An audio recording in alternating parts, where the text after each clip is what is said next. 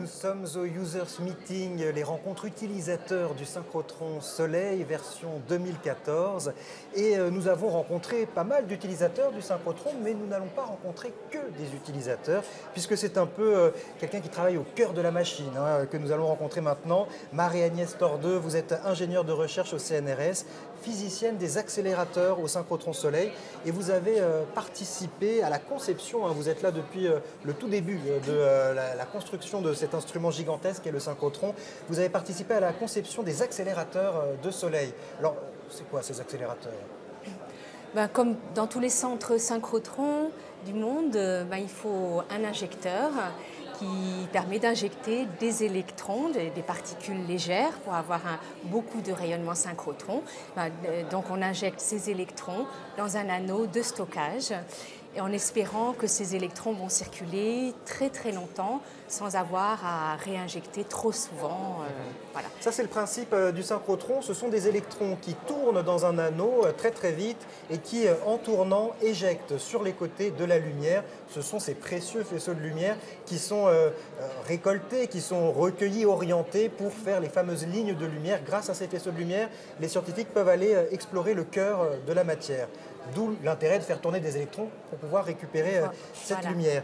Mais alors, concrètement, comment travaillez-vous? Et puis on pourrait se dire, vous avez été à la conception de ces accélérateurs, le synchrotron existe depuis une dizaine d'années maintenant, alors pourquoi on a encore besoin de vous ici? Alors d'abord, toutes les périodes sont très longues de mon point de vue. Déjà la conception, c'était avant même les années 2000 jusqu'à au moment où on injecte les premiers électrons. Cette période-là, c'était 2006. Ouais. Ensuite, il y a une montée très très progressive en puissance dans l'anneau.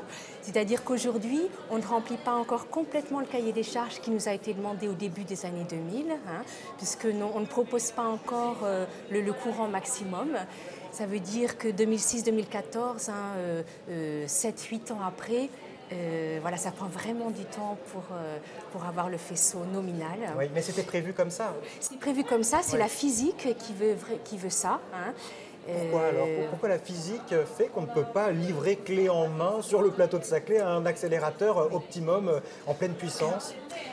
Vous savez sûrement que ce faisceau d'électrons circule dans une chambre à vide, c'est donc sur 350 mètres à peu près.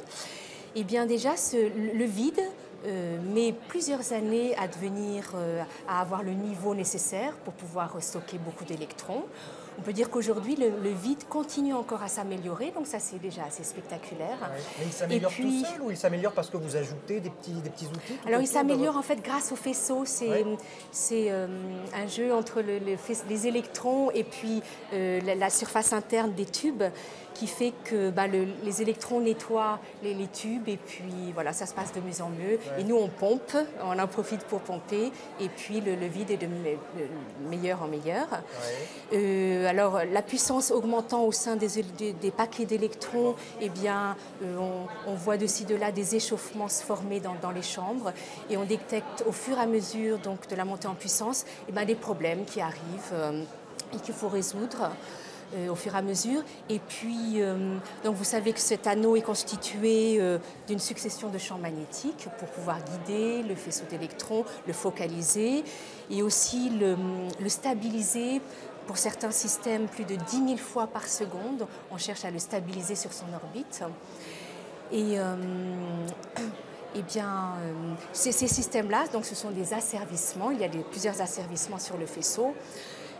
On les optimise sur des années et des années parce qu'on attend la réponse du faisceau en fait, pour savoir ce qu'il faut lui appliquer. Oui. C'est-à-dire que vous, très concrètement, vous continuez d'intervenir sur ce faisceau d'électrons pour essayer d'optimiser la machine. Oui. Mais du coup, vous avez une responsabilité énorme qui pèse sur vos épaules. Enfin, vous et voilà, d'abord, on est très nombreux à interagir en permanence sur la machine. Oui. Un faux pas de vous ou des autres personnes qui travaillent avec vous, et c'est tous les utilisateurs, tous les chercheurs qui bénéficient de tous ces faisceaux qui tombent en rade de faisceaux. Oui. C'est déjà arrivé ça? Oui, alors surtout au début, il y avait un certain nombre d'erreurs humaines, on va dire, qui faisaient qu'on perdait le faisceau. Par exemple, quand une personne de mon groupe venait faire des simulations en salle de contrôle, on pouvait se tromper. Au lieu de simuler, en fait, on appliquait des petits champs magnétiques sur le faisceau réel et on perdait instantanément le faisceau. Et en fait, n'importe quel groupe qui travaille sur la machine doit toujours être à son plus haut niveau, de sorte qu'il n'y ait aucun équipement qui n'ait de faiblesse, parce que sinon, il y a une source infinie de pertes du faisceau, de panne ou de baisse de régime du faisceau, d'instabilité. C'est quelque chose de vraiment impressionnant. Alors les prochains challenges pour vous et puis pour le synchrotron, qu'est-ce qu'on va essayer d'améliorer? Vous nous avez dit le cahier des charges n'est même pas encore complètement rempli, mais vous êtes déjà en train de penser au coup d'après et puis aux nouvelles lignes qui vont s'ouvrir. Alors quelques exemples des grands chantiers du synchrotron. Voilà. Alors en fait, ce cahier des charges, il n'arrête pas d'évoluer en même temps qu'on cherche toujours à courir derrière. C'est sans fin en fait. C'est sans fin. En particulier, là, vous parliez de nouvelles lignes de lumière. Effectivement, il y a 2 nouvelles lignes extrêmement longues qui se construisent en ce moment et qui vont nous obliger à réviser justement les critères de stabilité du faisceau. Donc nous, on trouvait qu'on était déjà très bon parce que, par exemple, être encore meilleur. Encore meilleur. Ouais. Là, pour donner un exemple, voilà, si on regarde le faisceau de lumière qui est créé par les électrons, si on le regarde à 100 mètres, eh bien, on voit que sur des durées assez longues, eh bien, le faisceau bouge moins que l'épaisseur d'un cheveu. Donc ça, c'est impressionnant. Mais en fait, vous créez vraiment physiquement, on peut très bien se représenter ça comme un faisceau de lumière, un pinceau de lumière sur 100 mètres. Voilà. Et on fait en sorte qu'il bouge à l'extrémité, il n'a pas dévié d'un cheveu. Voilà. Extrême stabilité pour obtenir un tel résultat. C'est ça.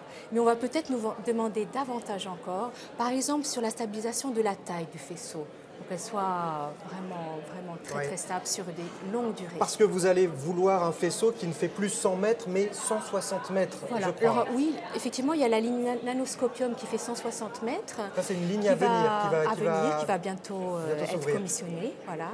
Et qui va utiliser un faisceau de lumière de quelques dizaines de nanomètres. Alors, ils font de l'imagerie. Voilà, ils vont déplacer ce petit faisceau de lumière sur leur échantillon pendant un certain temps. Donc le faisceau de lumière est très petit, il est déplacé pendant une certaine durée. Ben, pendant tout ce temps, il faut que nous, on assure une stabilité extrême. Oui. Donc c'est très demandeur. Et voilà, c'est un exemple, entre autres, de projets très proches. Et puis, il faut aussi penser à un avenir plus lointain. Donc il y a d'autres lignes de lumière qui ont envie d'avoir un faisceau davantage cohérent. Cohérent, ça voudra dire pour nous de produire des faisceaux en fait de taille plus petite. C'est-à-dire un faisceau plus fin dans lequel les photons, les grains de lumière sont plus serrés. Proches les uns des autres et donc ont des propriétés vraiment intéressantes de cohérence transverse. Et ça, c'est un challenge encore pour vraiment, vous ne pouvez pas vous endormir sur vos lauriers. Non, on ne peut vraiment pas. En fait, la demande existe partout dans le monde, donc les prochaines machines qui vont être construites répondent déjà à la demande de taille de faisceau très petite.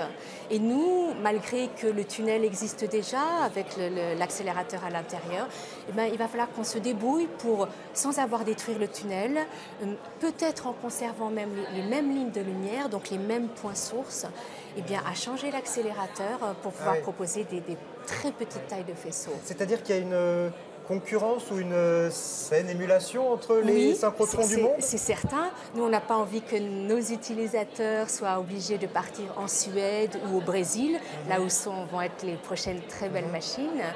Et donc, il faut absolument qu'on soit concurrentiel. Concurrentiel, mais je crois que c'est fait intelligemment parce que je crois qu'on échange beaucoup entre les différents synchrotrons du monde. On se donne un peu, on fait profiter son expérience pour que les autres améliorent. J'ai vraiment l'impression qu'on partage de plus en plus les retours d'expérience sur les commissionings et sur l'état de nos faisceaux et sur ce qu'on a fait de mieux dans chaque laboratoire, effectivement. Ce qui fait profiter et avancer les choses plus vite qu'avant. Alors vous nous disiez, le synchrotron Soleil a été inauguré aux alentours de 2006, je crois. Alors inauguré, c'est-à-dire qu'on y a stocké les premiers électrons. Voilà, ça ne veut pas dire qu'il y a eu une ligne de lumière qui ait pris les photons, parce qu'il y a encore un certain laps de temps. Et la durée de vie alors de cet instrument, il est censé fonctionner et permettre des recherches jusqu'à quand? Alors il y a sur le papier une durée de vie de la société Soleil, donc elle est de 30 ans. Donc comme vous me faisiez remarquer tout à l'heure, et ça m'a impressionné moi-même, finalement, puisque la Soleil a été créé en 2001, on est presque à mi-parcours, c'est un peu incroyable. Mais par contre, les faisceaux, lui, alors, même du point de vue des lignes de lumière, c'est que depuis 2009, on va dire, les premières lignes de lumière. Donc là, ça, c'est plus récent. Donc après, il y a un autre aspect qui est l'obsolescence des machines. Mais ça, c'est très très difficile à dire si, par exemple, cette nouvelle machine qu'on a envie de mettre au point peut-être pour 2020, combien de temps elle va être...